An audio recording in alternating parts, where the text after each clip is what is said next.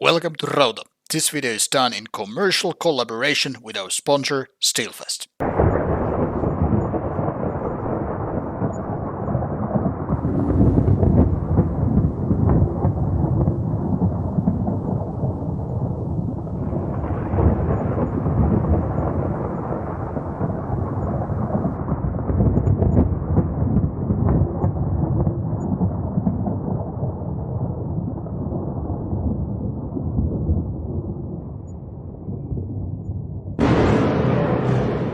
Hello and welcome to Rauta's Underground Trio. Three different bands, different places, different styles featured on this review video.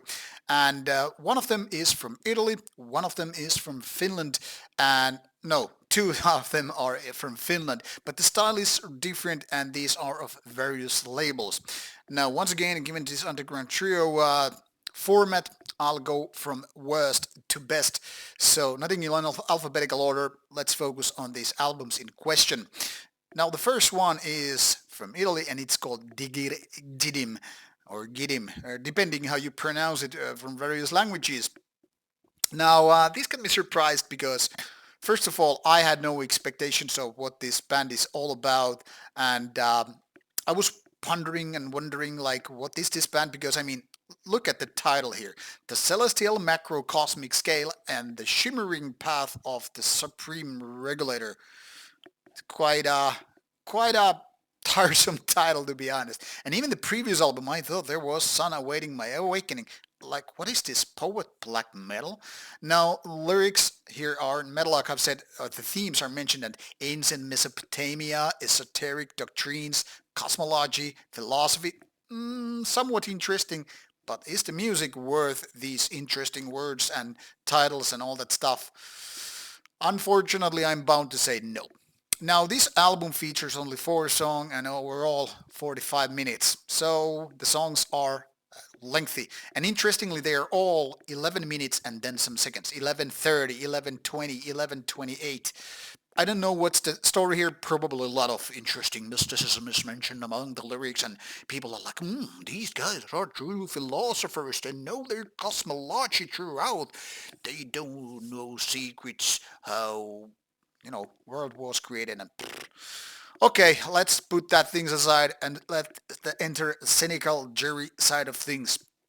Now, from the very first track, I was like, okay, this is kind of a weird hybrid of things and using annoying melodies. And I'm like, okay, this is kind of a melodic black metal I'm not probably going to like too much, but let's give it a shot. So on you go. You spin the album and you're like, yeah, there are plain as weird riffs and melodies which seem not to work together very well. I mean, it seems like you have lots of ideas, but you don't know how to compose them into a full song, which is something that really turns me off every single time when I hear an album like that.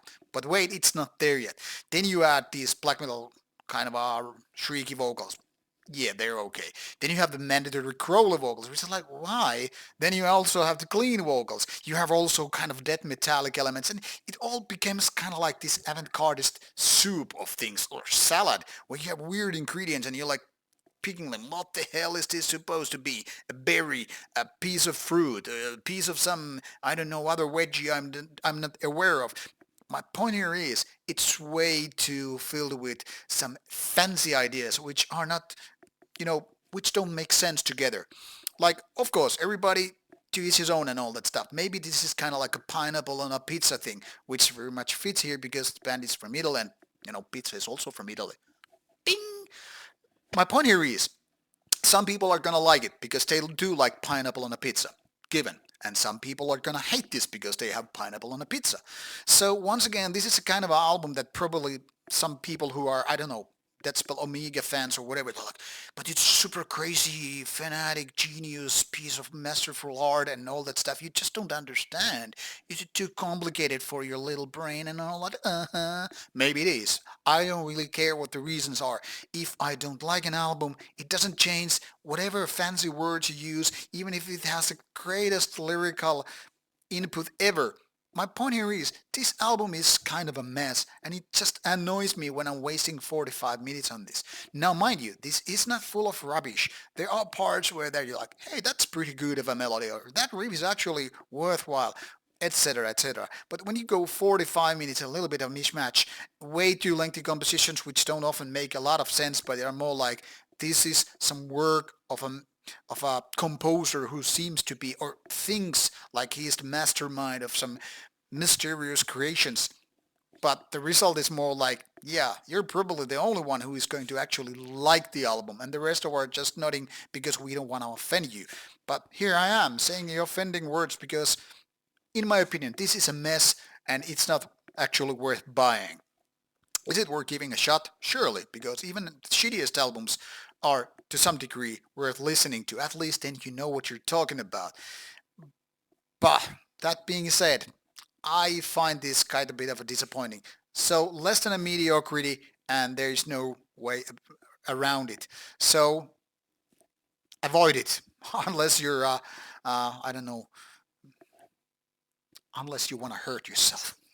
Okay, that's maybe too brutal. Let's move on, and this time it's all about death metal. This is Beyond the Catacombs with their second album, Fatal Error. Now, the previous album, Interstellar Burial, was something like kind of old school death metal lacking originality and catchiness, but it kind of a showcased a band that had something worthwhile, at least theoretically speaking, and it kind of are yielded like, yes, we need the second part, we need more focused, but something more original and all that stuff. So these guys turn from 1 to 11. There's like no middle ground, and what we have here is Fatal Error, and unfortunately this is not as good as the previous one. So maybe I was requesting too much, maybe I was hoping for too much when I said add a little bit of originality, and they went all the way down and opened the chili cannon. Here you go, you wanted some chili. Now have a chili on your chili and ready to burn, motherfucker. Fatal Error is an interesting combination of technical experimental death metal with synthesizer and drum machine and also electronic beats. Yes, you heard me right. It's like a weird combo when a death metal dude marries this techno woman or techno guy. It doesn't matter. We're all cool with that, and then they make an album. Both want to have mutual amount of ideas put into the album. The death metal dude is like, yeah, we need to include this and that riff and that kind of drum patterns. The other person is like, yeah. As long as I get to fill in my own ideas, which are then just some kind of a techno stuff. It's not like really dance music, but you get the idea. And you're like, okay, sounds kind of weird for a death metal album, but if you wish, I'm gonna honor your hopes and let's make it fully democratic thing. 50% death metal, 50% electronic music, let's make it work. Unfortunately, it doesn't really work like that. There are parts which are like, okay, this riff is pretty sweet, this riff is pretty fucking weird, but I get it, they're kind of old school style, trying to make, I don't know, some kind of a morbid or more technical approach kind of a death metal. But when those keyboard things enter the play and when you have drum machine which doesn't really sound like a dream drums, I mean, using machine drum is okay if you have decent sound and if you know how to program so that it's not going to fool around too much without sounding industrial. But this sometimes goes over the board. It's almost like going off road, like, oh yeah, you went too far in that curve and rode right away off road, and then it goes too far. And when you have this kind of a techno synth elements here, it just sounds plain weird, kind of a perverted way. Now, I don't have anything against perversions as such, but sometimes too much is too much. So I'm gonna spit it out. This is not a good album, but it's an interesting take on experimental side of death metal. But if there would be, better drum machine or even real drummer and those synth elements were like, I don't know, removed like 70, 80%, it would be actually interesting. Now it's more like seasoning becomes the actual taste, and then there's not much to talk about. And also there are lots of riffs which are not that good really. It's more like you have these 90-degree turns or even more when you're supposed to have the kind of a more, say, less steep of curves and all that stuff. This becomes kind of a complicated mess, and after a while it becomes burnt. Not so much as the Digir Gidim or Digir Gidim, but kind of a close to it. So experiment a little less and it's going to be good. The last, which is not unfortunately very good either, but at least it's the best of this pile, is from city of Lappeenranta, Axeslaughter. And this is a curious case. The band has been since 2006, and this is now the time for a full album, which is not even listed here on Metal Archives just yet. And this album has been out since, like, I don't know, March 2023. And this one is a curious case because, like, indeed, there are lots of splits and EPs and all that stuff, but the band has almost like been postponing the actual album. It's more like procrastinating and like, hey, let's not do it just yet. Maybe it's for the good. I don't know. But the combination of death, trash, and a little bit black metal in the mix is something interesting. Now, obviously, I can't link you open the song, but this is very, very much found on their Bandcamp site just already, which I guess I can do because why the fuck not? Nightmare of Simultaneous Ecstasies.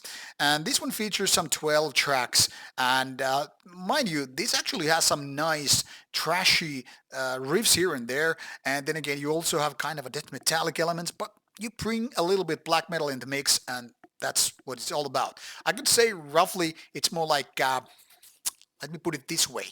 Maybe it's a 30% death metal, 30% trash metal, and the rest, no, that doesn't really do the math. But you get the, maybe like 40, 40, and 20.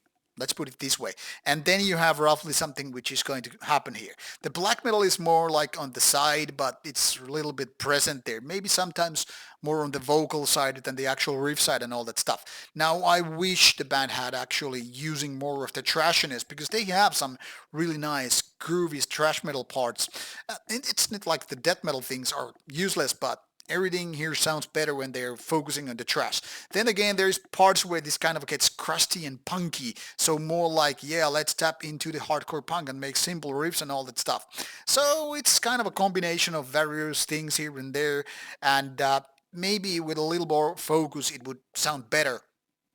But then again, these simplistic riffs, they either work for you because they are simple and sweet and right to the point, right to the bone, and less technicalities, less mess, less blah blah blah.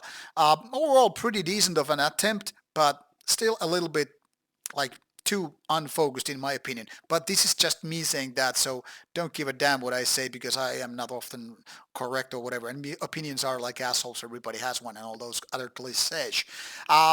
If you need to pick the best of this pile, go for Axeslaughter. If you care only for a certain genre, say black metal, then you probably go with the Digir Gidim, nonetheless what I'm saying.